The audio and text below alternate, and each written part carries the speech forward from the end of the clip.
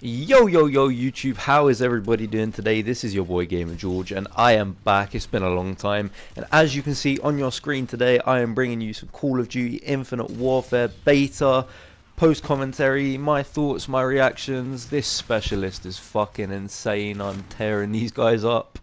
I'm just going to talk to you guys. I've played a bit of the beta. I played it last weekend. I've played a little bit of it this weekend so far. And I think I have a pretty good opinion on what the game is like, what it could be like if certain things don't change. So we're just going to have a little sort of chat about certain things in the game. First off, I want to talk about something a bit basic, the maps. Now, as we're loading into this map, I'm sure a lot of you will recognize what map this is. This is, of course, Terminal, remade, but with allowances for jetpacks. Now, of course, jetpacks and fucking wall running and flying, if you've seen that on Twitter, the guy backflip robot flying, yeah, that's in the game. You know, it's not great. We'll talk about that a little bit later. But I'm not going to lie, the maps aren't amazing this year. The ones that they've put in the beta, I can only see maybe one possibly being competitive. That one that you saw just then. Actually, the throwback map, maybe the one with the trains, I don't know if you've seen that, that's not in this video, that could possibly be competitive. This game is made by Infinity Ward, the same people that their last COD was Ghosts, and one of the things, even though I loved and quite a few people liked Ghosts, one of the things it was quite heavily criticized for aesthetically was the maps were a bit boring in color. They were yellowy, browny, grey. They weren't very nice maps.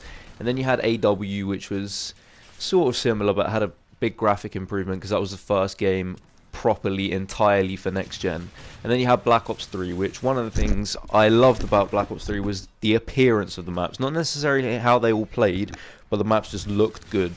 And you know, the maps in this game don't look great. They're a bit grey, they're a bit blue, they're a bit green, they're not too colourful, but there's a lot more maps for them to show us, and hopefully they're a bit better. Now the guns, Black Ops 3, one of the best things again about Black Ops 3 was the guns. You know, ban and protect meant that there had to be more than one good gun. If Black Ops 3 was in Advanced Warfare, for example, say the BAL gets banned, you know, what are you going to use? You have no other guns to use. Now, there's going to be a esports sort of conference thing for this game, I think next week, and they're going to release a lot of information about esports. But for the moment, we don't know if Ban and Protect is going to be, if Ban and Protect is going to be in the game. So far the guns, I'd say they're pretty balanced. Normally at the start of COD, to be fair, the assault rifles are a lot better than the submachine guns, but it looks like the submachine guns dominate this game. The gun that I'm using here is the Vector, actually from originally Black Ops 2, but you know, more predominantly in Ghosts. You know, it was the best gun in Ghosts pretty much. It's alright, it's pretty good, it shreds. You'll see throughout this game, just like that, you do melt. The kill time, as again was criticized in Ghost, the kill time was really quick, and you'll see at the end. I think I'll leave my live reaction to the end of this game, how I died is it's a bit ridiculous. But the gun's alright. They've got variants. I just got killed by one there. They were in Advanced Warfare. Supply drops in the game, the variants are in the game. You know, it's just pay to win. It's just another thing. They won't make it to competitive, obviously, but it's just another thing that I think will kill the fun of pubs. You know, I strongly hate gun variants, and they're in this game, which, you know, isn't very good for me. Grenades! That's one thing I sort of want to talk about. Grenades are a bit weird this game. There's no actual frag grenades. There's, I can't remember what the one I'm using is called, but there's this grenade which is sort of like a cluster bomb. You throw it and it breaks off into 4 other grenades, and then they all explode. And then there's this thing called a flechette grenade, I don't know how to pronounce it. And that, I'm not sure what that does, but there's no actual frag grenades, which don't know if they're going to add one in. There's a Semtex, I think there's a thermite sort of gun, there's flashes, there's black holes, but you know, there's no frag grenade. What kind of COD is a COD without a frag grenade? So it's not that big of an issue, but it's just, you know, again, COD stepping away from its roots, which I'm not very happy with. In before all the jetpacker jokes, let's talk about the movement. I hate it. The Black Ops AW movement was extreme, but there wasn't much to it. You could press XX or AA, you know, whatever console you're playing on, and that's all you could do. That's the extent of the movement. In Black Ops 3 there was wall running. You could jump 6 times, you know. It just expands the amount of different movements you can do. There was high wall running, low wall running, and Black Ops 3 movement was just extreme. Now they're saying they've toned it down for this game, but it's still there.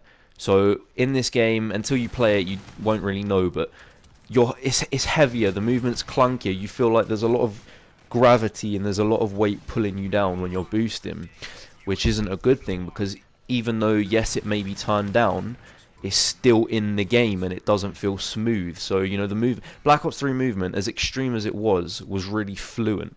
But this game, it's not as extreme, but it's really stoppy, starty. You just feel really heavy and clunky, and it's not a nice feeling when you're playing the game. I mean, wall runs, I think you'll see here, you fly off wall runs. In Black Ops 3, I think there was some where you could, you know, jump off quite hard, but in this game, you run on a wall and you can literally fly off it so far, which isn't a good thing because it just adds to more jetpacker kills. Another thing about the movement, I don't know, it's just mainly that it's clunky. It's really jetpacks, I'm really not a fan.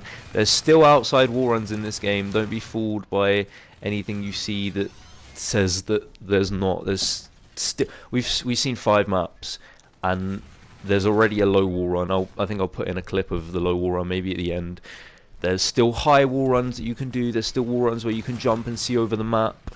So a lot of the things that we really did not like about Black Ops 3 movement wise have returned in this game, except it feels less smooth, which is not a good thing, really.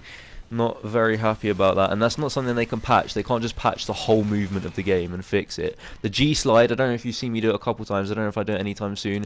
The G slide is back in this game. Once again, it's not that extreme, but it's still in the game. And the sort of last thing I want to touch on is specialists. The one I'm using, the double machine gun, is so OP. There's some Ghostbusters light plasma thing. There's an annihilator, which... No! Here's my reaction. Fuck, man. Bollocks. This was last kill for the win. No, I got killed. Look, top right. I got killed in 2 bullets.